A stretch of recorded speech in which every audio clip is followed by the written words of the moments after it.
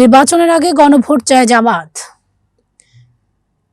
জাতীয় জুলাই সনদ বাস্তবায়নে আইনি ভিত্তির জন্য নির্বাচনের আগে গণভোট চায় বাংলাদেশ জামায়াত ইসলামী। দলটির সহকারী সেক্রেটারি জেনারেল হামিদুর রহমান আজাদ বলেন, জুলাই সনদ বাস্তবায়নে আইনি ভিত্তির জন্য গণভোটের বিষয়ে বিএনপি সহ সব রাজনৈতিক দল একমত, তবে তাদের দল গণভোট নির্বাচনের আগেই চাই। আজ রোববার রাজধানীর বেইলি রোডের ফরেন সার্ভিস একাডেমিতে জুলাই জাতীয় সনদের সংবিধান সম্পর্কিত প্রস্তাবগুলোর বাস্তবায়নের পদ্ধতি নিয়ে রাজনৈতিক দলগুলোর সঙ্গে জাতীয় ঐক্যমত্য কমিশনের চতুর্থ দিনের আলোচনা চলছে।